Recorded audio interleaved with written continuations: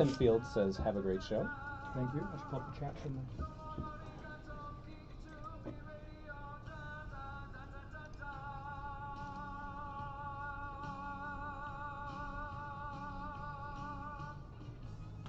Welcome, welcome, welcome, geeks and nerds, girls and boys. A brand new edition of Geek to Me Radio starts right now on the big 550 KTRS. We're going to do things a little bit differently on the show tonight. This will be an entire hour dedicated to Kevin Conroy, who we very sadly lost this week, the voice of Batman for generations of people. I was just at Terrificon in Connecticut, and I noted to Susan, I think I was talking to Susan Eisenberg, and I said it's the cutest thing because this guy comes up, has to be my age, maybe a year or two older or younger, but he's got his kid in his hand. And they're going up to talk to Kevin. The kid is dressed in the costume of Batman, the animated series Batman. And this is a dad who watched the show, I'm assuming like I did, coming home from school or on Saturdays, now taking his kid up. It's just one of those things that kind of, it gets you when you lose. And I feel stupid. I was telling my wife about this. I feel stupid for crying. I wasn't best friends with the guy. I didn't know him any better than any other fan per se. But it's one of those things that when you lose someone who had such a, you think some people are just going to live forever. And then something like this happens. You realize, wow, 66 years old. He would have been 67 on November 30th. So he died just shy of his 30th birthday. I'm sorry, of his 67th birthday. It would have been 67 on the 30th of November. So tonight is dedicated entirely to Kevin Conroy. I do appreciate the people from the Videro Wine Bar who were supposed to be on. They agreed to move their show to next Sunday. We'll also have my review of Wakanda Forever with Max Foisey on Max M Movie. So thank you to both of those people for allowing me to push the show around a little bit. And as things happen, we have to take these things as they go. Thank you very much to Joey V. He's in studio right now, sitting right across me. It's good to see his face. That's why all of you who are watching this are blessed with the video tonight, because Joey's back and I can't do video to save my life. Also in studio with us, we got Bob Singleton. He's obviously been with me to several cons. He's met Kevin. We met him at Planet Comic-Con when we did our live show there, the live broadcast with Maurice and Rick Burchett. Yeah, that panel was quite an experience, quite a gracious man, and don't feel at all bothered by your feelings when someone has entered our lives in such a way and that we've gotten to know them through their work for, as you said, generations. I loved this series when I was younger. I brought my daughter up on it and bringing my grandson up on it. So that's amazing. I mean, just one of those things he's Batman for several generations of people, and I think that cartoon continues to hold up extremely well for being 30 years old this year. And it's going to continue to resonate with a lot of people. We have a lot of show. We're going to have a couple special guests later on in the hour who wanted to pay tribute.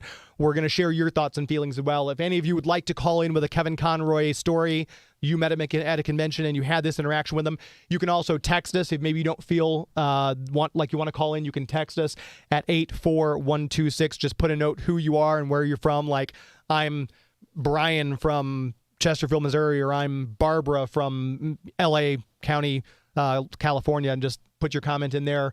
We're going to go first to this bit of video that Bob actually took for me. We've got the video from my panel. I was beyond excited to have these three titans on my live radio show. We broadcast it from Planet Comic-Con in 2018, and this is Rick Burchett and Kevin Conroy with Maurice LaMarche on the stage with us.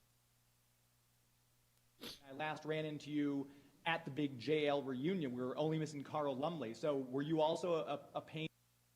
No, I'm the easiest guy in the world to work with, I think. No.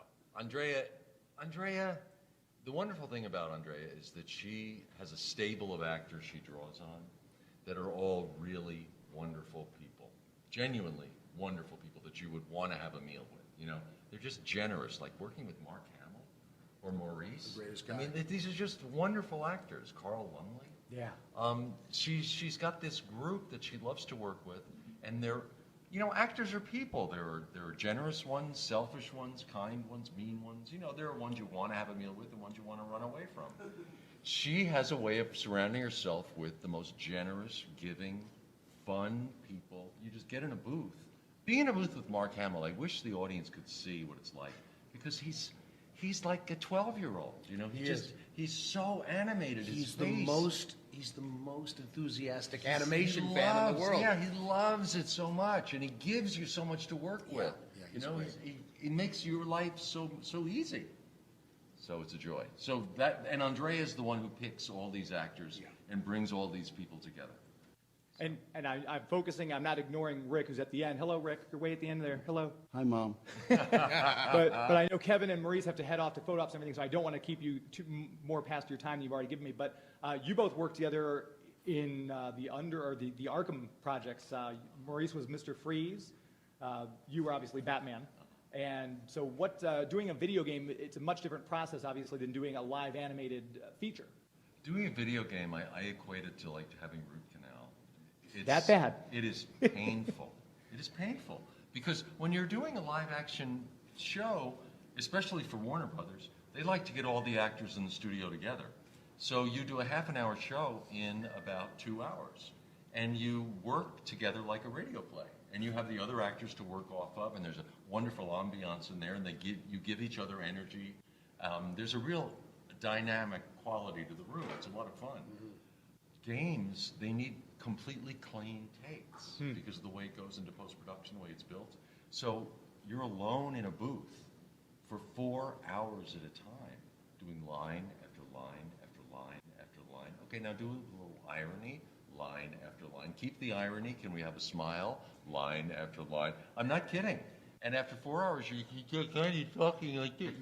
You're not speaking English anymore. That's true. And then you get an hour for lunch, and then you do 4 hours more. And that goes on for a week. And then you may have a week off while they're writing more stuff. But Arkham Knight, the last of the Arkham series, had 37,000 lines in it. It took me that long to beat the game, 37,000 hours, by the way. Exactly. Yeah. Well, because of the different ways, and depending on how it's played, all those things have to be recorded. And it took 2 years to build. So it's no fun. It's not a fun process to make it. But then when it's done and you look and you see what you're a part of, you're so proud of it, I'm very proud of that performance. And my camera guy, Bob, did not realize that Maurice did Mr. Freeze. He was blown away when he saw the picture. So could you guys do a real quick little Batman versus Mr. Freeze for us? No. All right. We won't. I'm sorry, Bob, we I tried. We can't do that, right, Batman? It's against our contracts. We could get frozen out. You've got to forget about Nora. She's gone. Give her up. There we go. Perfect. Thank you so much. That's awesome. I got chills. Improv. And Rick is going to be drawing this the entire time. He's going to have a sketch right at the end, so he'll have Batman versus Mr. Freeze. Yeah, it's cool. Perfect. Are you a gamer, Rick? No. Are you kidding? I could break a shovel. Okay. Seriously.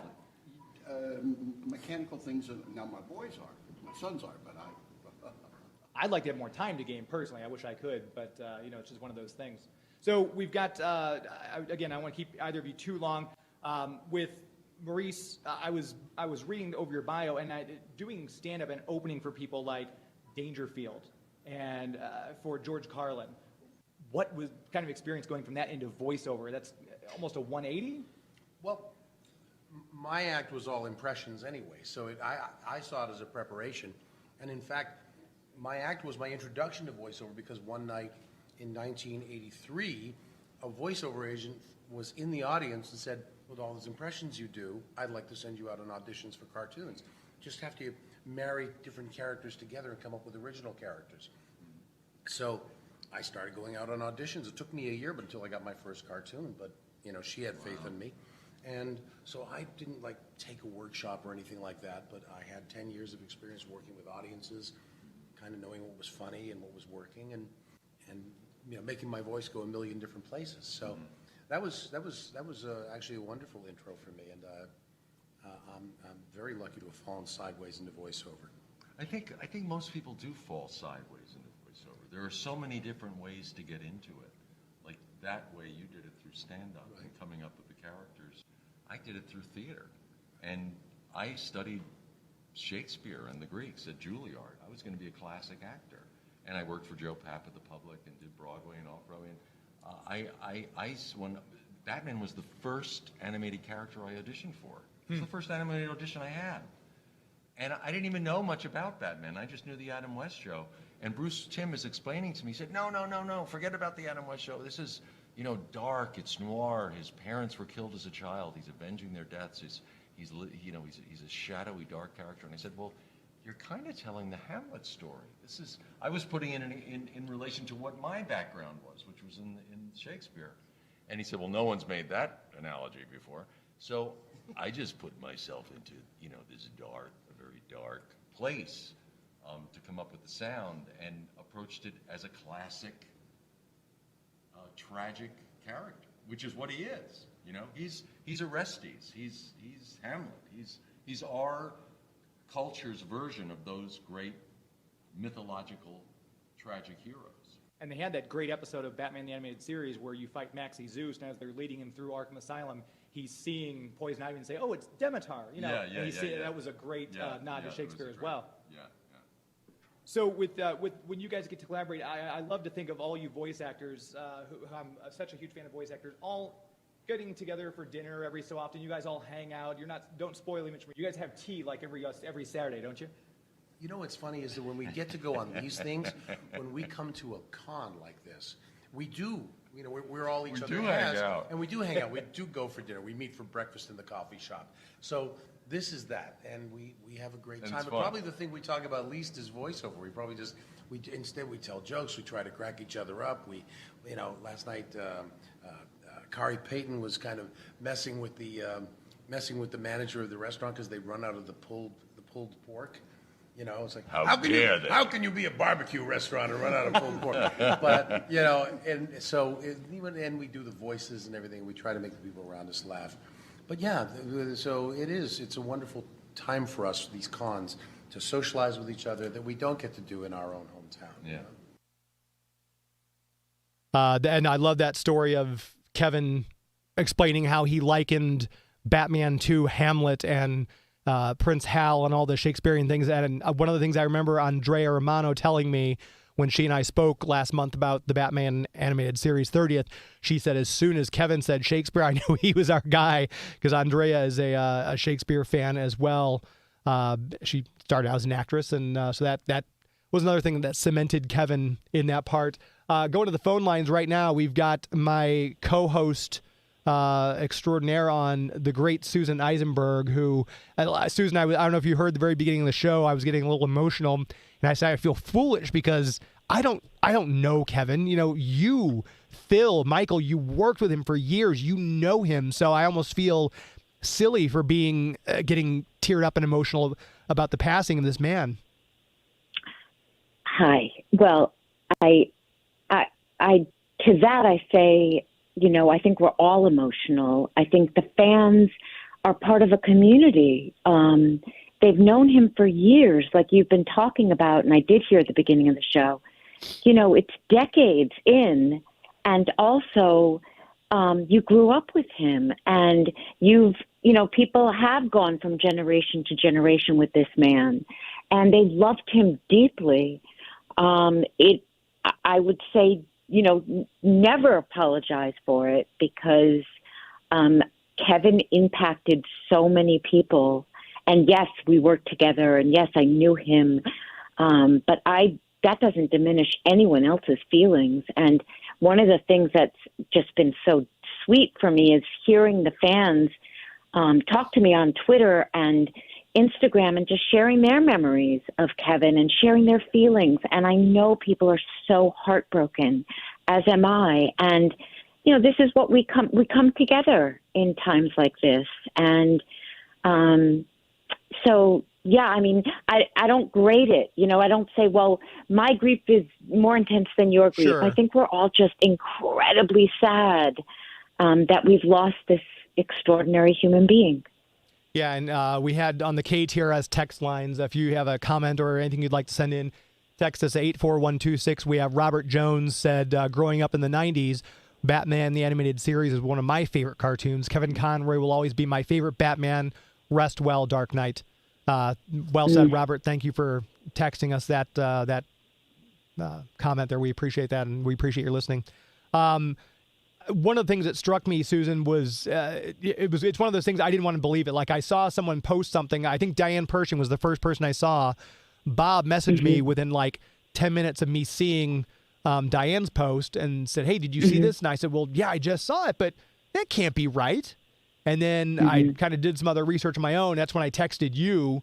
And I said, hey, I didn't want to alarm you because I didn't know if you had heard anything or what the deal was. And I said, just give me a call when you can. And then you were the official confirmation for me. But then I also saw, as soon as I was talking to you, picked up the phone with you, I think I saw Tara Strong post something as well. So it's just absolutely unrealistic to think that, he's such a fixture at cons. I'd see him once every 6 months or so. And the fact that it's unbelievable to me that he's 66 years old is not old. Not at all. And, I think it was a very sudden illness and it was all very quick. And I think that's what also left us all gobsmacked is what? Yeah. It was so shocking. And, you like you said earlier, you just expect people to be there always. And you hope that they're always going to be there. And of course, they're not. And I think the shock factor was, it's not like everyone knew he was sick and, right.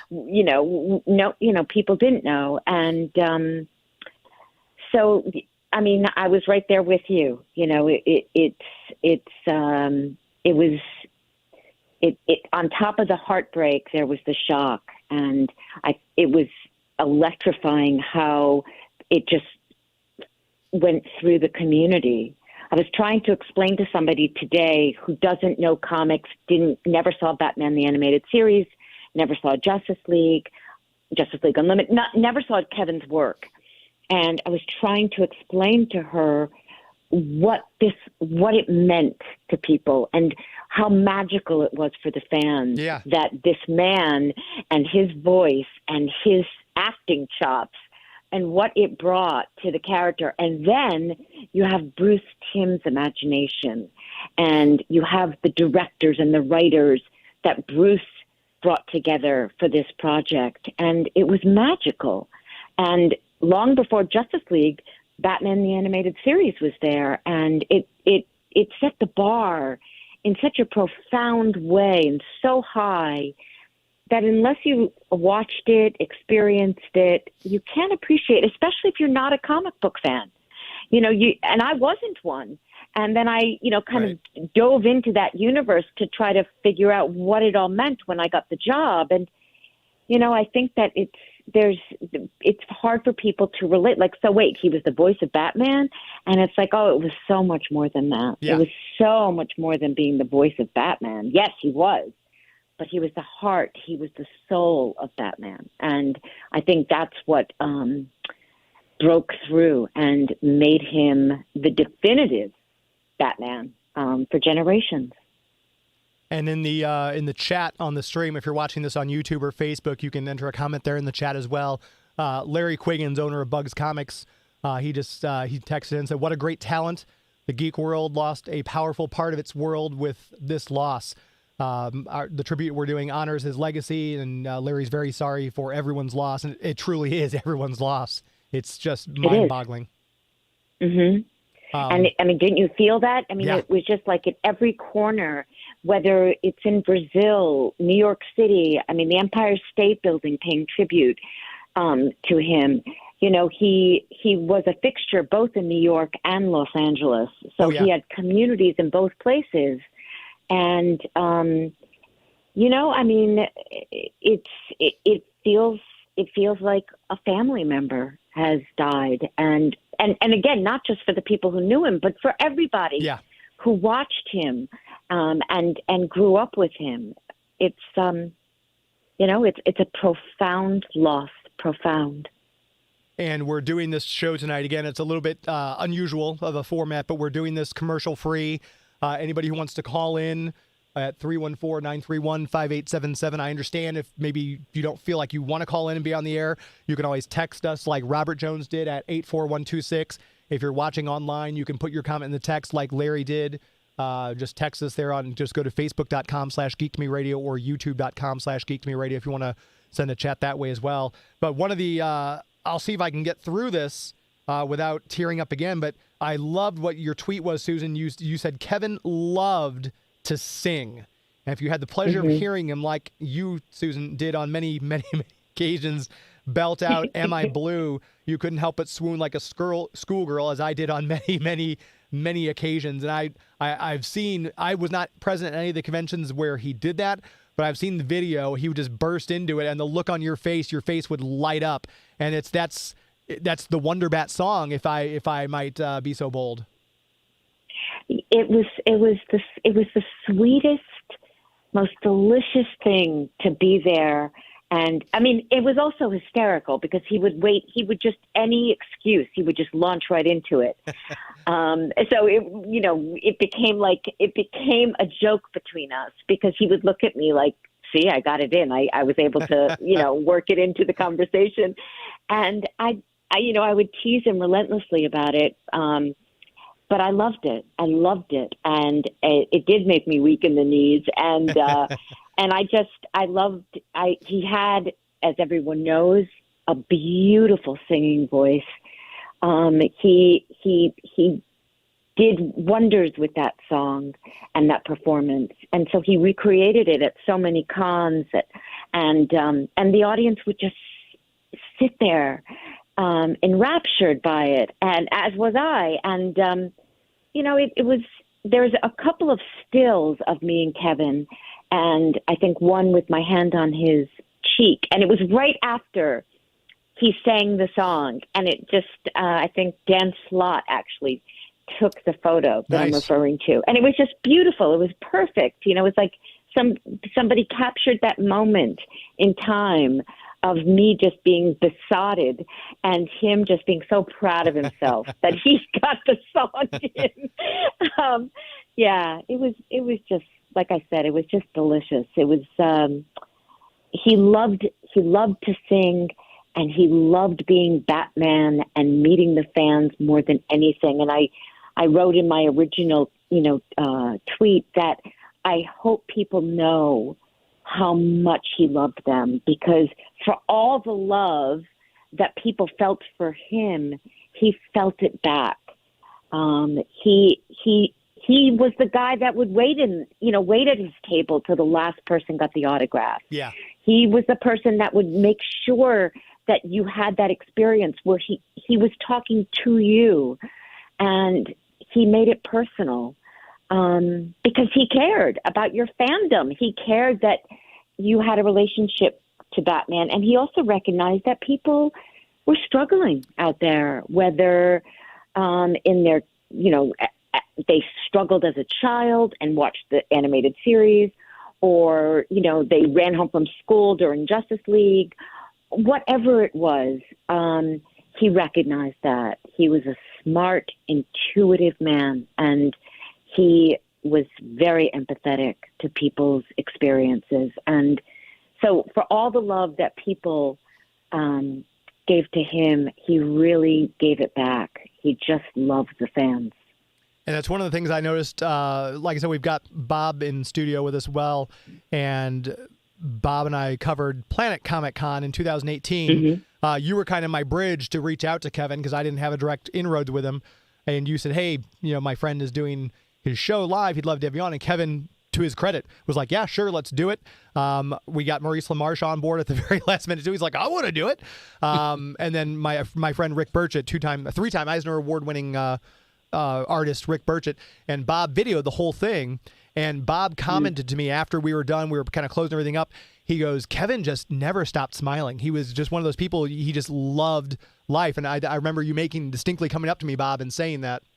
Yeah, he just absolutely the times that not only at that panel, but the other times that we've shot interviews with him, just the most gracious, joyous individual, and he just was so thrilled to be interacting with us. And for me personally, it was just an absolute joy. I mean, I've been enjoying his work forever, and to meet him in person and see that the incredible talent is not just the voice; it is the person, the spirit that he is filled with, that he brought to everything, and to give us the opportunity to interview him like that just was really a class act. Well, and I think for so many actors, we spend so much time in the studio, And then you get to go to the Comic-Cons, and then you get to meet the people, and you get to hear their stories and what the characters meant and their favorite storyline. And you get to have that exchange, which, you know, is it's such a precious thing. And I don't think it can be overstated how much it means to the fans, but also to the actors. And he loved it. You know, he loved it. I mean, I think, you know, some people you see in the green room and they're like, you know, exhausted and they're like waiting, you know, for the plane. Like, when's my plane leaving? When am I out of here? Not Kevin Conroy. Kevin loved every second of it. And he would just come in, grab something to eat, look at his cell phone maybe, once we had cell phones, and then he'd be back out there. You know, just like, there he goes in his jeans and his black T-shirt. Yep. I did catch him in the green polo. At one point, we had him at Planet Comic-Con. He had a green polo on, so he did have a couple different changes in the wardrobe. Usually, it's that black polo shirt, though. It was almost as iconic as his his voice for Batman. You know, it's funny because I look at these guys, you know, George and Kevin and Phil, and it's so easy for them. They throw on some jeans and a T-shirt, you know, like they walk out the door. And meanwhile, you know, Maria and I are like, you know, with makeup and, you know, it's hysterical. And there was Kevin always with the jeans and a T-shirt looking like $1 million. Always, always.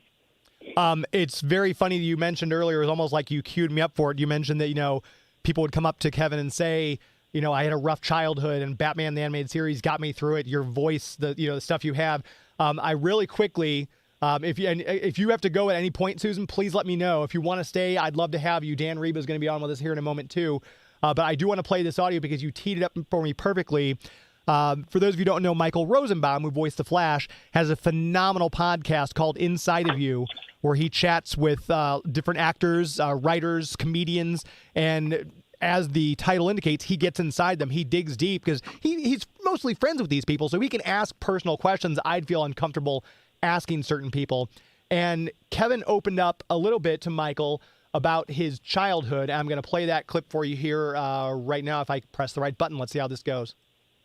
You know, the amazing thing about doing this role, which I've been doing for 30 years, isn't that nuts? 30. That's actually the wrong audio. I see. I told you I would get this wrong. Let me just pull up the other audio. It'll just take a moment. But I felt like it was poignant because when people say, yeah, I can sympathize with you, Kevin really could. This was one of those things where he lived this. I'm going to play this guy. I got the right clip now. So here's that interview that Michael got with Kevin. I was very anxiety-ridden. I was really in knots inside. And I really needed that tool. I ran 6 miles every day. I did everything I could to release anxiety because I grew up with an incredible amount of anxiety tied up inside of me. And I really had to focus for a while when I was younger to get rid of that, to get that out of my life. It's amazing that at a young age you can actually understand. You knew what was happening to you, right? You knew that there's something going on that's just that I have to try and do everything I can to control it. Oh, absolutely. I was drinking too much. I was doing drugs. I was smoking a pack a day, and I was having seizures. I had something called psychomotor epilepsy that started when I was about 14, and I'd have fits, and they did all kinds of brain scans, and they said, you do not have epilepsy, but you have a psychological condition called long-term anxiety. And it comes from growing up in a situation of such anxiety, such tension, that your nervous system has this valve that you've developed, and it's giving you these seizures. And it was really dramatic. I mean, I once flew off my bicycle. I once fell off a roof. I would have these seizures. And so I had to do everything I could to alleviate anxiety. Would you think, obviously, I don't say obviously, but do you think it stemmed from maybe just upbringing and being around dysfunction at all? Oh, God. It was all about that. My father was a fall-down drunk, and he was a mean drunk, and he was a old world, very imperious man. He was a child of immigrants. He grew up in Hell's Kitchen in New York. He was an entirely self-made man. He was a street kid in New York, and a really tough one. And he was born in 1910, so it was like having a grandfather. You know, he was much older, and he was very old world, old Irish, and everything had to be very formal. When we were little, we had to call him sir, stuff like that. And the fights in our house growing up were just legendary. It was like growing up in Long Day's Journey into Night. I mean, it was just this Irish, drunk, crazy, fighting clan. All my older siblings were fighting with my father. And my mother was very, very much like Mary Tyrone in Long Day's Journey. She was very passive. She was very loving, but just beaten down by this man that she'd been married to. And everyone got out of that house as soon as they could. All my older siblings, who were much older. And so by the time I got to be around 14, I was there alone. And it was insane in that house. I mean, that day, my father was drunk every day. And my mother started drinking heavily. And I ended up moving out of that house when I was 16 and moved in with a friend's family just so I could finish high school. And they let you? You couldn't stay there. You could not live there. It was the police were there all the time. It was crazy. It was crazy. Wow. So it was screaming, it was yelling, it was physical, it was alcohol, it was everything. Everything. My God, you know. It's kind of a classic, you know, it's not that unusual. It is. Well, hang on a second. Fortunately, it's not that unusual. Well, I talk about some dysfunction that I had. People talk about their dysfunctions, but then you always hear someone else's story and you're like, that was fine. You know, I mean, listen to Kevin. I mean, Kevin really had it bad. I feel better. I don't feel better. I feel horrible for you, but I just like it. You know, I talk about this all the time, but it is, you see, I'm sure you have friends or people that like, oh, I actually grew up in a normal environment. My parents didn't drink. They were kind. They were loving. They're still together. And don't you, I mean, I envy that. Oh, I am in awe of families like that. Like, right. You know who's like that? You know who's like that? Who? Dietrich Bader. And you could tell. I love that family. He and his wife and these two kids, they adore each other. Oh they are happy together. You go into that house and it's just functioning, loving, warm. And you sit there and you think, this really does exist. You know, I never saw that growing up. So I love that family. They were wonderful. Then, like I said, if you have not yet, that's a snippet of the podcast. The full 1 hour and I think almost 20 minutes that Michael spends with Kevin is brilliant. He delves into more about what he went through. He had to make the decision when his father almost killed himself that he had to go to the hospital, and it's Kevin had a rough upbringing, and the fact that we had this Juilliard trained actor playing this pivotal role that is now embedded in pop culture. I mean, and the fact, again, this is like what Susan and I were speaking to about how he really does empathize. Like I think it was at Denver Comic-Con. There was a girl came up and she was tearful. And she was saying that, you know, I grew up, I was bullied as a kid. My parents were not around, and Batman is what, and he reached out and took her hand.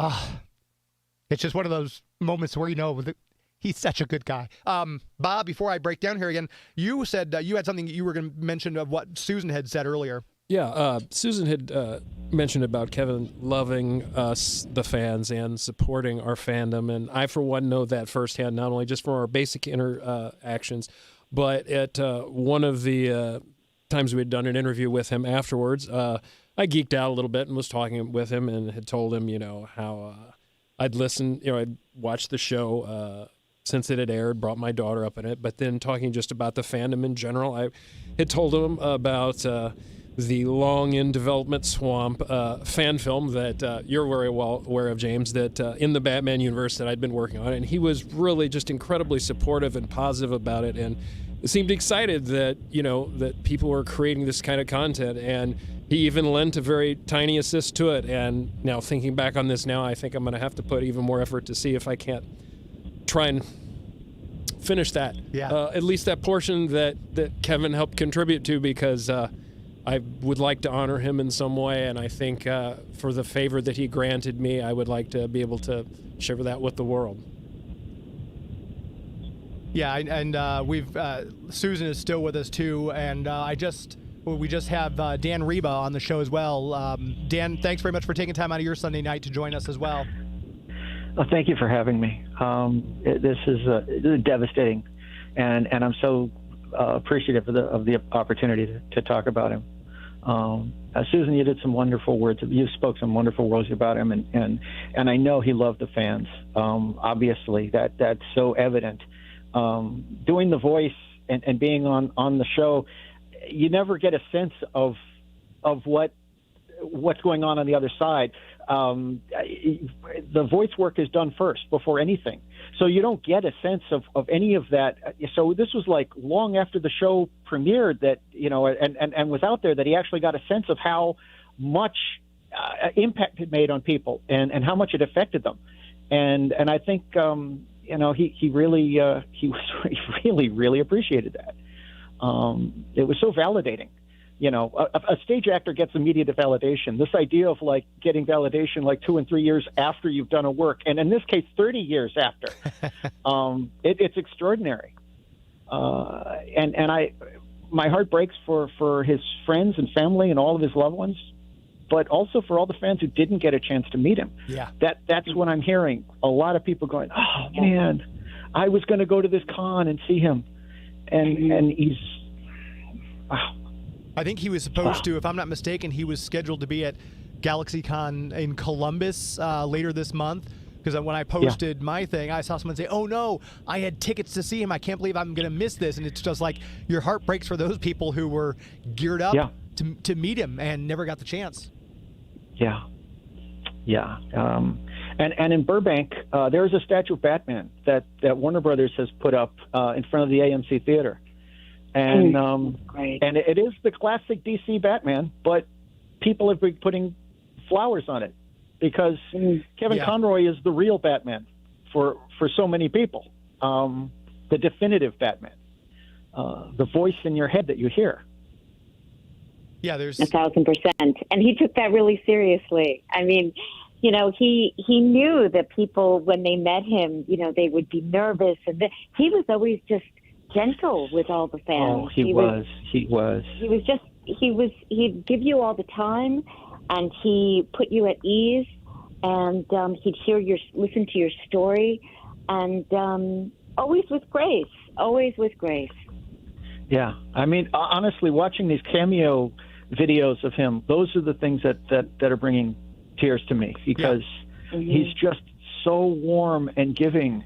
And I mean, yes, he was to us, yeah, sure, but to complete strangers, he's like so amazing. Oh my gosh. Some of the other tweets that I saw out there, I know Lauren Lester, who played Robin and then went on to play Nightwing, tweeted out, "R.I.P. my partner in crime, parentheses, fighting. Thank you, Kevin, for 30 years of laughs. May the road rise to meet you. May God hold you in the hollow of his hand." It's, like I said, as hurt as I feel, I can't imagine people like Susan and Dan, who worked with this man on a daily basis, people who knew him, like, Maurice and John Glover, who there's a great picture that John Glover has been sharing on his Instagram lately of the two of them in Much Ado About Nothing on the stage. They shared the stage together as well. Yeah, and it's just incredible to think about.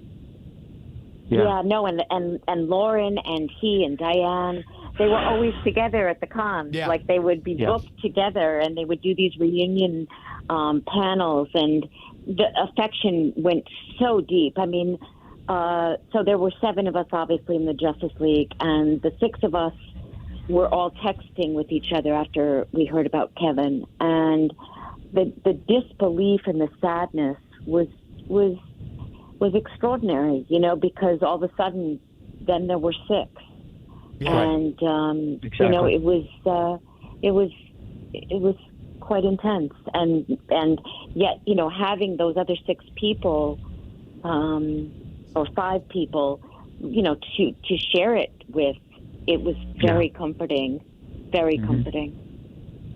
And another one of the tweets that I thought was just so eloquently put was from Clancy Brown, obviously voiced Lex Luthor. Yes. And he said, Yes. Bruce Timm imagined him, Andrea Romano found him, and once found, Kevin kicked down the door for all of us to bring you the amazing characters of the DCAU. Kevin, my friend, my colleague, my hero, we will miss you terribly. You are a singular soul. Yeah. Amazing. Beautiful. I mean, I wrote, I mean, that just like blew me away what Clancy wrote. And I think, you know, when you spoke about earlier, when we were talking about empathy and what Kevin had been through, the struggles he went through, the childhood he endured, you know, he brought all of that to the characterization. And so, you know, it's like in the New York Times, when they wrote his obituary, you know, it was so much more than a voice. It was so much more than a performance. He wasn't presenting Batman to you. He was Batman. He was living it and breathing it. And that's why it has had this impact. You know, that's why we're here talking about him, and everyone is so grief-stricken. No, it was it was the perfect marriage of role and actor. He really embodied the character. He was Batman. We had no idea about his life when he was cast, and all of those things that came together that made him who he was, made him the most perfect Batman that ever was. It's or will be. I mean, there will never. Honestly, there will never be another one. I mean, other people will do it, and that's fantastic, and God bless. But you know, there's only one Kevin Conroy. Yeah. You know, there's only one. So. Yeah, I 100% agree, and I know. Like I said, the two of you worked with him. I was. It was great. I just went out. I say just. It was over a month ago now. ToonCon, the fine people at Slebworks put on a great show October the 9th, and I was flattered beyond belief to be able to host the Justice League panel with Susan was there, and George was there, Maria and Phil, and Dan comes up as a special guest. And I got to tell you, walking around the floor with Dan Riba, I felt like the girl who was taken to prom by the captain of the football team, because people were coming up going, "My gosh, Dan, I've been seeing you forever." It was brilliant to behold. Wasn't it? I mean, when I tell these guys, you know, Dan and Rich, and you know, they've got to do these things with us because they were in the rooms where it happened. Yeah. I mean, yes, we were too, but different rooms. You know, we're behind the we're on different sides of the glass, and in those booths, and they have, you know, they know the inner workings, and it's so delightful hearing their stories. I mean, really, when Dan was there, he was just a rock star. People were so happy to see him and hear his stories. He got trapped out in the lobby when we came out when the panel was over. He got trapped and like 5 people surrounded him. We're like, "Oh my gosh, I have so many questions!" And it was like, we need to get Dan a table. Can someone get Dan a table? Exactly. But it's okay. People often ask me about Wonder Bat and all of that. I was at I think Long Beach Comic-Con years and years ago, and Dan walks up to the table, and he was really. I was so surprised to see him, and so thrilled. And he's just that guy that makes you smile. And I had one of the pictures of on my table that I was signing of me kissing or Wonder Woman kissing Batman. It wasn't me. And it was you. You're Wonder Woman. It's you. It was you. And it was so sweet because it was so great hearing Dan talk about the evolution and how that came to be, the Wonder Bat and the kiss and that relationship and his conversations with Bruce Timm about it. And it was so having him there on the with us at a panel is like he can bring things to it, and Rich and Stan and you know, we don't have Dwayne anymore, but we have you know, these wonderful scripts that these people can talk about, and it's brilliant. And I was just, when I think back on 2022, it's been a crap year. We lost George Perez, we lost Neil Adams. In July, we lost David Warner, who obviously voiced Ra's al Ghul in Batman the Animated Series, and it's just been one kick in the kidneys after another. But this one, it took me by complete surprise. I sat down, going through my computer. I had to stop, and I started inexplicably crying. Like I said, I feel foolish because I didn't know him like you people did. But we did have also Leo Prince in the chat said, hello, he's listening, and RIP to a legendary great. And I mean, if you're going to use the term legendary to describe anyone, it certainly belongs to Kevin Conroy. Oh, absolutely. Absolutely. Boy, and by the way, that picture of Andrea that you have with him and Kevin, with her and Kevin, is really poignant to me. They had such a wonderful, tight relationship, and I don't know if you remember the mic when everyone was testing their mics, and everyone would read the script. Oh yeah. I know where you're going. You know where I'm going, right? I think I do too, actually. and so what happened? Well, I mean, because Kevin tells the story early, on one of these videos in an interview, but he doesn't tell the whole thing. He only talks about how this thing started. Like during the grunts and the fights and stuff, he just started for one moment to just be playful and go, Andrea, and cracked everybody in the booth up. And then the next week when he had to do that stuff, and Andreas kind of stopped and go, okay, and then what? And then he did it again. And then it became a thing. And it became such a standard thing for them that he ended up using it as his mic test. Everybody else would recite numbers or read a line from the script, and he was always the last, and he would always go, Andrea, as his mic test. And Alan picked up on this and decided when he wrote Mask of the Phantasm to name the character Andrea Beaumont. I did not know that's who it was named for. That's brilliant. Andrea, I think it was maybe in the very first interview I had with Andrea, but she told me that story, and she said she would just crack up every time because Kevin would do the and they'd pause, and Kevin would be looking at her from across the booth, and Andrea would go, and then Batman says, and he'd go, Andrea. And it was neat because after a while it just became tradition, and guest voices didn't know people, in the booth. Sure. What is going on? It's this thing between them, and it became like this good luck charm thing that every single record started with that, and it was so wonderful. It was so wonderful to be a part of that, to experience that, I'm so blessed. I am so blessed to have been there for this and to be a part of it. This hour flies by, especially, and again, I have no commercials in here, which is insane to think about that we're already less than 10 minutes away from the top of the hour here, and we have to have a break for the ABC News. I do want to say very quickly, I'm very appreciative of my sponsors. Obviously, you've heard me talk about them. We have the Greater St. Charles Convention and Visitors Bureau, DiscoverStCharles.com, BugsComicsAndGames.com, our official comic book sponsor, Marcus Theaters. You can go to MarcusTheaters.com. They're our official movie sponsor, and we partner with Kokomo Toys to give you guys these prizes that we give out when we do trivia. And my deepest thanks to them for letting me take this entire hour to focus on this loss of this incredible man. If the two of you wouldn't mind, I've got this. I was going to play it as we exit. I don't know if the two of you have heard this or not. This comes from a gentleman by the name of Dino Sencha, who asked Kevin to do a cameo for him. And Kevin gets into why Batman is so important. And if the two of you don't mind hanging out, I'll come back to you guys on the end of this, Absolutely. if that's okay. Absolutely. Perfect. Here we are. And again, my thanks to Dino Sencha for granting me permission to use this cameo. Here we go. You know, the amazing thing about doing this role, which I've been doing for 30 years, isn't that nuts? 30 years. I started recording in 91. It went on the air in 92. The amazing thing, though, is this interaction that I get to have with the audience. I never anticipated this. The Batman fans are so passionate about the character, and there's this wonderful connection people have to Batman. It's kind of an intimacy. And it's unique.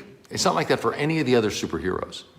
And my feeling is that exists because of all those superheroes, he's the only one who's not a superhero. Think about it. He can't fly. He can't see through walls. He doesn't have any superpowers. He's a man. He's a human being. He's like you and me. In fact, he's a very flawed man. And he knows he's flawed. He's been damaged by life. But Dino, we're all flawed, right? And we all get damaged by life. But what makes him so admirable is that he doesn't let life's disappointments crush him. He doesn't let life's challenges defeat him. He always comes back. No matter what life throws at him, he comes back. And he takes that pain of his childhood, of witnessing his parents murdered in front of him. He takes that pain and he transforms it. And he recreates himself as this angel of goodness, this force of light. And he takes the pain the world gave him and he turns it around and he gives it back to the world as love. He wants to heal the world. He wants to make the world a better place. It's such a beautiful message. That's what people love about him. Because we all face adversity in life. Everybody gets beat up by life. Everyone has disappointments. Everyone makes mistakes. It's not about how many times you fall down, because we all fall down. It's about how many times you get back up. It's about how you get back up and get back in the game. That's what defines you. And that's a lesson we can all take from Batman. Because that's a choice we all make. You make that choice about how life affects you. You can't change the fact that you're going to have disappointments. Life just throws curveballs at all of us. We all stumble. That's life. But what you can change is how you react to those failures or those disappointments. And Batman always reacts in a positive way. He doesn't let it defeat him. And I think that's what people love about him so much. Because we need each other. We all need each other. This is a hard road we're on. It's a beautiful journey, but it's a hard journey. You know that. And ultimately, we all need help from each other. And that, I think, is the message from Batman, is to give to each other. So keep believing in yourself, Dino, and keep giving to the world. Because remember, it's not who you are underneath. It's what you do that defines you. Take care.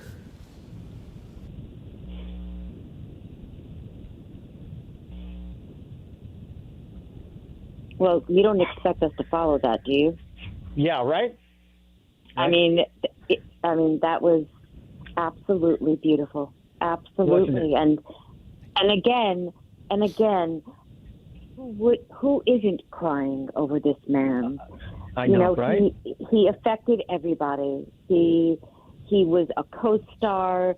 He was a friend. He was a husband. He was, an actor. There were so many roles he played, and he played them so beautifully. And so the miss is huge.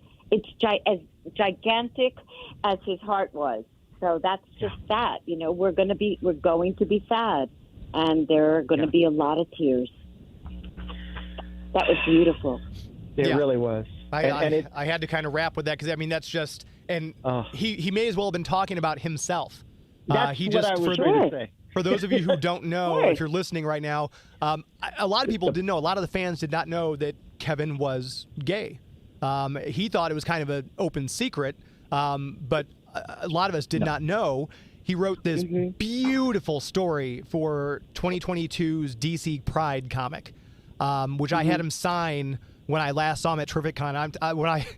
When that package comes, I'm not sure how I'm going to react when I have to open that box. But it's when you look at what he went through, and it's him, what made him as a kid going into the audition in front of Bruce and Andrea and getting the role of Batman. He was on that road at an early age, and all the pain he withstood informed him and made him literally Batman for generations of us. And a true hero.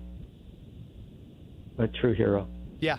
It's he took time off of Justice League to go back to New York to help feed the first responders. He lived the hero life. Service service, love your fellow man, love everybody. It was humanity. It really, he was everything in that speech that he was giving out as advice. He lived that. Yeah. Yes. And if the people listening need a balance to the sadness that they feel listening to him talk, watch the clip of him talking about working with the first responders, because it'll make you laugh out loud. It's so funny, and it's so cheeky, and it's great. It's great. So that'll put a smile on people's faces. Yeah, it's just one of those. Too. We could go on for another hour honoring him. In the chats, I really want to quick. I don't want to ignore anyone. Sierra Wood said that she never got to meet Kevin, but his voice was a huge part of and this chat just moved. Sorry. Was a huge part of her childhood. She loved listening to his interviews and hearing stories of his life. His coming out last year meant a lot to Sierra personally. And I think that's one of those things that we talk about all the time. I've got a minute left, so I'm wrapping it up very quickly. People like to see themselves. People want to have that, to know someone out there is like them, who they're seeing on the screen or hearing their voice on TV. And like for Sierra, Kevin was that person. Susan and Dan, I hate to just let you guys go because I feel like we could talk for more, but the news will be dropping here in about 30 more seconds. So thank you both so much for taking time out of your Sunday, for grieving with us, and for sharing your stories. And my condolences to both of you. Thank you. And thank you for doing this. This was so special. Thank you. Oh, it's entirely my pleasure, and I'll talk to you both again very soon, I hope. Okay. Take care. Take care. Bye. Thank you both. Bye. Thanks, of course, to Joey V for coming in and running the video, teaching me how to put some of those little video clips in. I kind of did that part, even though I messed it up one time. I did most of it on my own. But thank you to Bob for coming in and sharing his stories with us as well. Thank you again to Susan and Dan. Thank you to our sponsors, the City of St. Charles, Greater St. Charles Convention Visitors Bureau, Marcus Theaters and Bugs Comics and Games. Thank you to our partners at Kokomo Toys. That's going to wrap it up. We're going to let Batman play us out here. Good night, Gotham City. KTRS St. Louis. Knives and threats leads to a man in jail and an investigation of a potential foul-up on a commercial airliner that left Cincinnati, Northern Kentucky, headed to Tampa and was diverted to Atlanta. Come on! The TSA sending